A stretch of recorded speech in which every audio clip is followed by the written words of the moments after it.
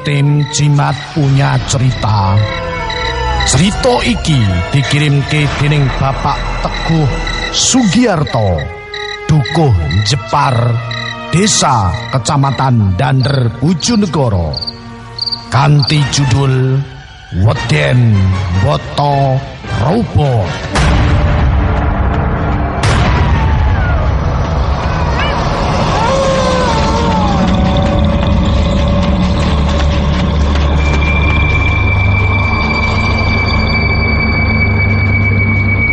Kedadian iki crita nyata sing tak alami rikala taun 2008 kepungkur ing wulan 7 dina Kemis malem Jembah Legi.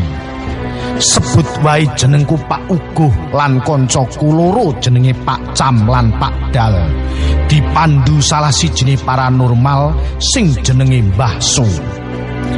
Nalika semono aku lan kancaku loro mau pancen seneng banget yen malam Senin lan malam Jembah sapa ing panggonan kang wingit sing tujuane mung pengin ngrasakno lan ana lambang apa saka gaib sing manggon ing kono.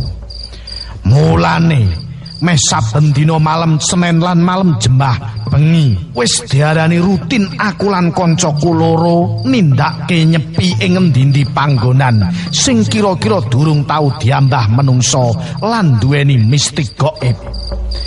Ing dina Kemis malam Jembah Legiku, aku lan kancaku loro arep diajak Mbah Su nyepi ing lokasi kayangan api. Benere ing ngisor wit jati sak kidul etane geni. Jarene Mbah Su, ing kene iki biyen kanggo topone Yang Kriya Kusuma. Nanging versi liya ing ngisor wit jati iku panggonan nyimpen keris gaweane Mpu Supa. Mbuh sing bener sing endi, aku ya ora ngerti. Sadurunge budal ning kayangan api, udakara jam 10 bengi aku lan kancaku loro wis nglumpuk ning omahe Mbah Su ing dukuh mundu sak kulone kayangan api. Ujare Mbah Su, "Wis, leren kene dhisik le, lan mengko budal nyepi jam-jam 11. Ning sampean kabeh mengko yen nyepi ora usah wedi lan kaget. Soale kabeh gaib ngono makhluke Gusti Allah sing duweni daya lan kekuatan padha karo menungsa."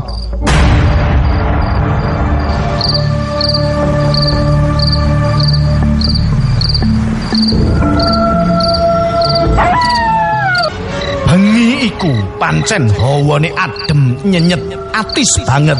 Kena diarani tiga ngerak. Kanggo ngawiyak rasa sepi ing bengi ku Mbah Suga mejang ilmu lan ngendikane, "Yen kita kabeh bisa nggadahi ilham kang becik, besok bakal tuwuh wiji sejatine ngurip ngger. Eling-eling anak putunira, besok bakal kedunungan wahyu kodrat Allah. Mula elinga yen bondo donya kenane lunga, pangkat derajat kenane minggat.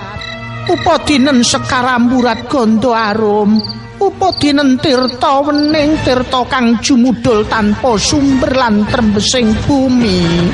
Siramo jamas ben sampurna kelawan resik jroning rohanira."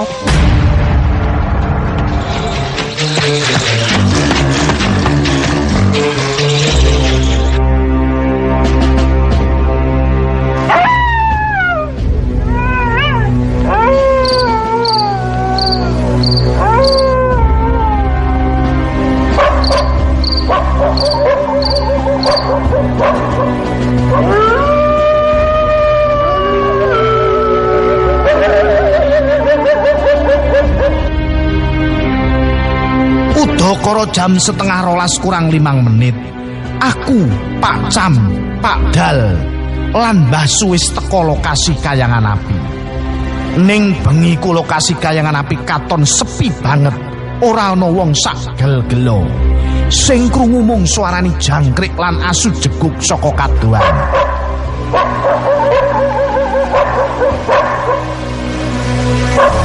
Apa meneh sing biasane omah pendopo sak kidule geni, lampune padhang jinglang. Bengiku sing mekan mung pojok kidul kulon.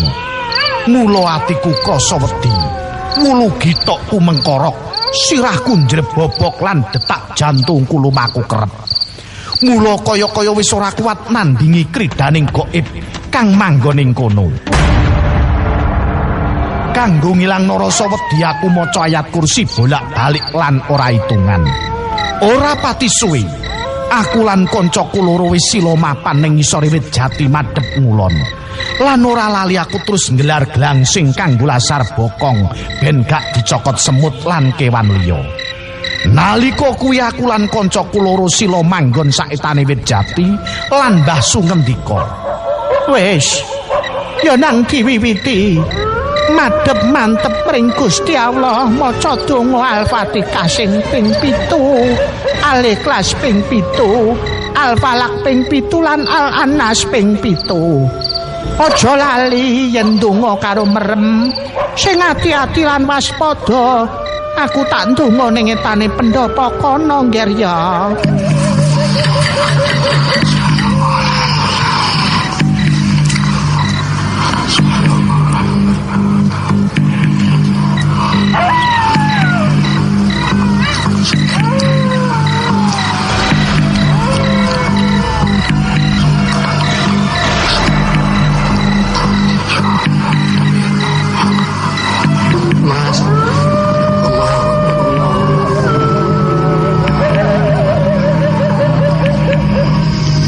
Bareng wis ditinggal Mbah Su, rasane atiku wis gak karu-karuan. Jantungku ratap, keringet adem dleweran. Bareng ngono kuwi, aku terus merem maca surat Al-Fatihah. Lagi ping 5 rasane bokongku grek grek grek. Kaya diputer-puter. Terus maca donga tak teruske Al-Falaq. Lagi ping 2 rumangsaku awak sakujur diputer-puter terus ambles ning ngisor lemah. Neng kono ora pati suwe aku bisa nyawang maneka warna benda-benda pusaka arupa tombak, keris, pedang lan liya-liyane. Ana sing diadahi warangka lan ana sing wuda. Aneh ben ajaib. Mata merem kok iso ndeleng. Apa ngene iki sing diarani ilmu penerawangan batinku? Bareng aku wis weruh wujudane maneka warna benda pusaka mau, maca donga tetep tak teruske nganti tekan Al-Anas. Donga Al-Anas lagi tak waca ping pisan dumadakan ana swara kemerusuk saka kidul lan ora suwe ana swara kemratak-ratak-ratak kaya udan es. Bareng ngono kuwi Mbah Su sing donga ana ing tane pendopo bengok nyeluwi kancaku sing jenenge Pak Dal. Padahal krungu pambengoke Mbah Su aku terus melek njupuk glangsing sing tak nggo lasar bokong mau. Terus tak nggo kudungan soale rumangsaku udan es tenan.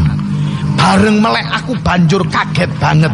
Soale ana pawongan gedhi ireng, dhuwur, brewok, madhek prek ing ngarep.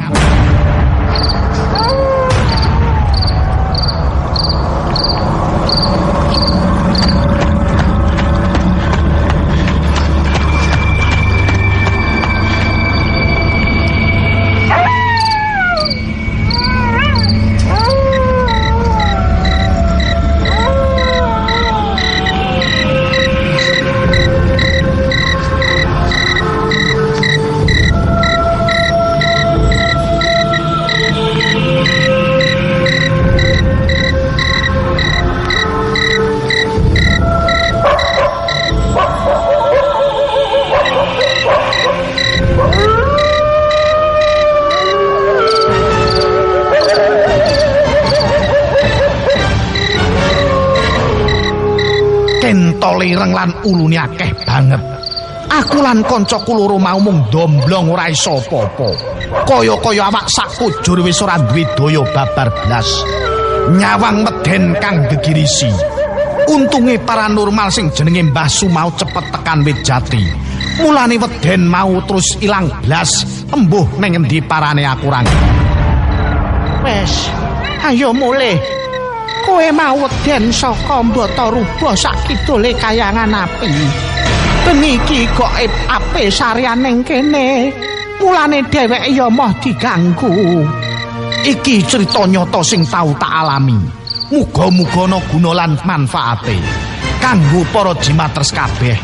Saka aku Pak Uguh Jimatres Bukuh Jepar, Desa Dander, Kecamatan Dander, Bojonegoro. Bersama tim Jimat.